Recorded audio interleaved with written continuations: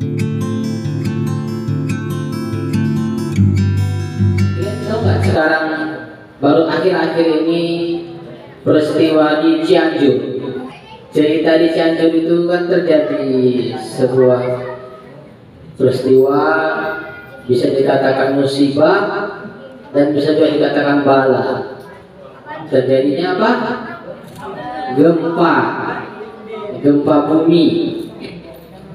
Di Cianjur itu terjadi gempa bumi, meninggal yang sudah didata BNPB itu sebanyak 327 orang meninggal dunia. Innalillahi wa inna ilaihi raji'un. Jadi saya mau ceritakan ini sama kalian.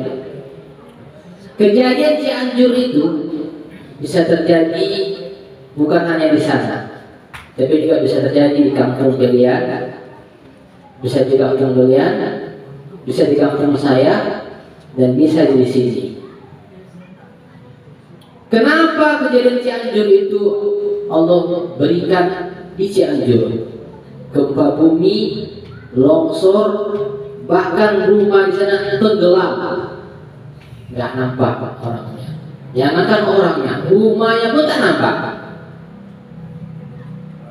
Jangankan orangnya, rumah pun tak nampak. Kejadian Cianjur itu suatu pelajaran bagi kita semua. Bukan hanya untuk Cianjur, untuk kita juga. Dia bisa terjadi di kampung kita, di kampung kalian, atau di kampung saya. Bahkan di Medan ini. Tak ada yang mustahil. Begitu juga di Cianjur, kan Cianjur Ustaz kan wajar. Kenapa? Di sana kan memang mereka, kampung mereka itu kan dikelilingi oleh bukit-bukit, lorong-lorong, gunung-gunung. Wajar mereka kena longsor, gempa bumi. Kalau tempat kita mustahil.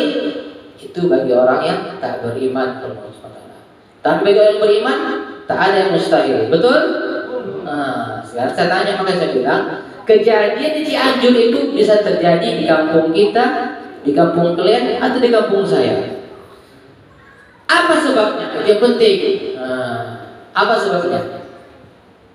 Ada dua faktor kenapa kejadian Cianjur itu.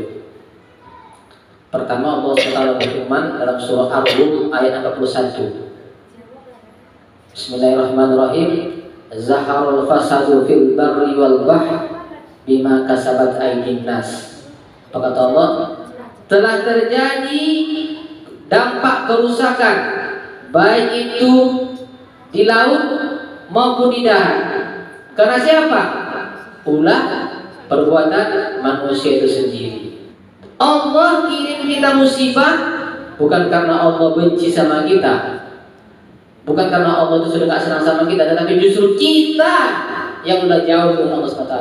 Setiap Allah titipkan sesuatu itu pada seseorang, kita cuma dua gendangnya.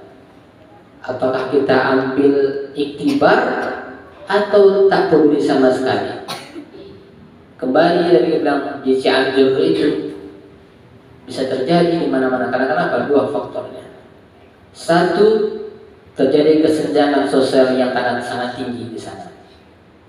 Antara orang kaya dengan yang miskin itu menjadi jarak. Banyak yang kaya tapi tak peduli sama yang miskin. Maka ketika itu terjadi, tunggu kata Allah. Allah akan sadarkan kita dengan peringatan-peringatan melalui musibah, bala, cobaan Allah berikan kepada kita. Biar kita sadar.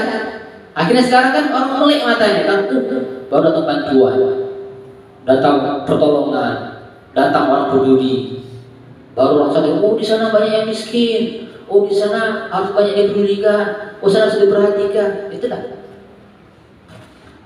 tujuannya, salah satunya, biar kita itu sadar kembali.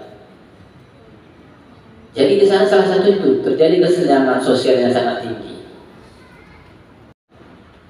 Di sana terjadi pemurtadan yang sangat masif, luar biasa.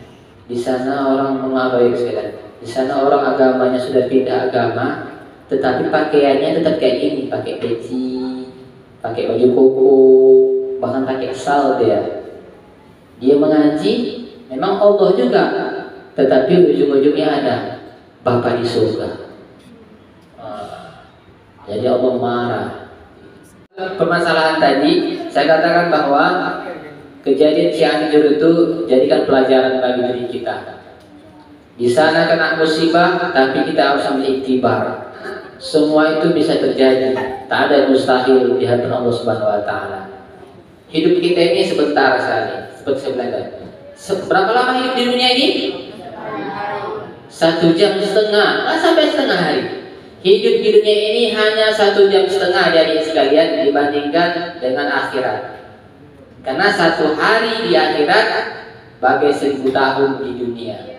Berarti kalian hidup kita di dunia ini hanya 1,5 jam saja.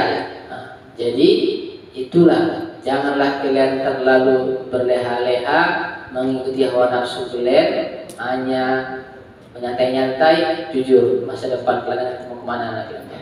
Ya Allah, hari ini kami berkumpul memohon rahmat dan hidayah ya Allah. Ya Allah, turunkanlah rahmat dan hidayah kepada kami agar kami bisa menjalani hidup kami lebih baik ya Allah. La haula wa la quwata illa billahil aliyyil azim. Wassallallahu alaihi wa sallam alaihi walhamdulillahi rabbil alamin.